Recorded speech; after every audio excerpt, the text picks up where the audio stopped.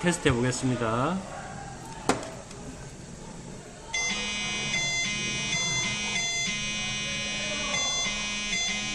예, 정상 작동됩니다.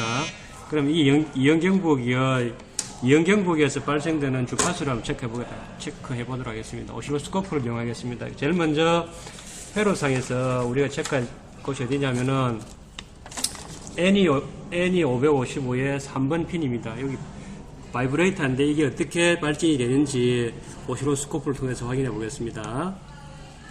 자, 여기 3번 핀입니다.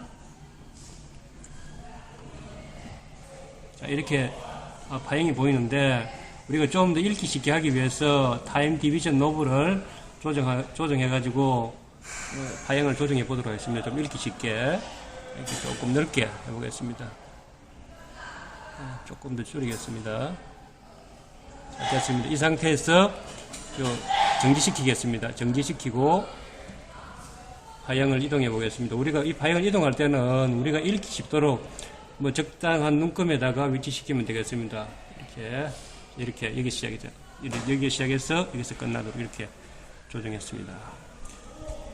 다음 넘어가겠습니다. 그 다음에 발생되는 점이 JK 플립플롭입니다. JK 플립플롭의 7476 15번 핀에 우리가 확인해 보도록 하겠습니다.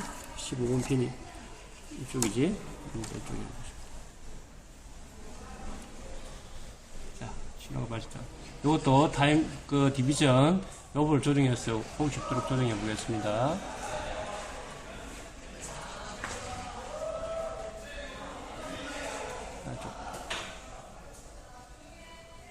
조금 더.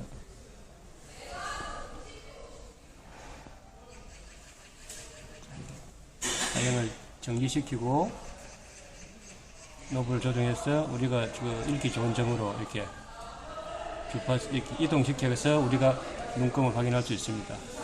그러면 또 다음 넘어가겠습니다. 이번에는 7476의 11번 핀에 확인해 보겠습니다. 11번 핀 8, 9, 10, 11번 핀이죠. 11번 핀. 자, 다시 타임 디비전 노브를 조정해서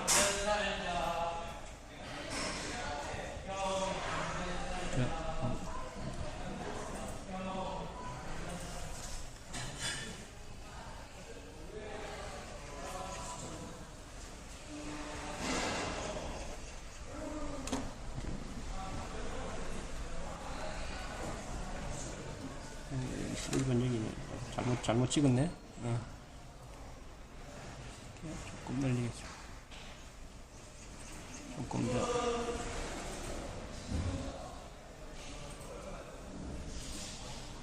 조금 더. 됐습니다. 여기 이렇게 정지시키고 이동시켜서 우리가 읽기 쉽도록 조정해서 읽으면 됩니다. 다음 넘어가겠습니다.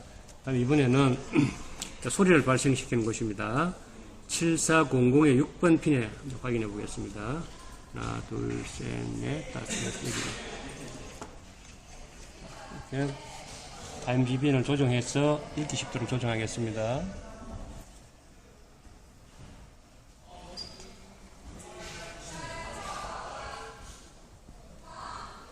정지시키고 잠깐만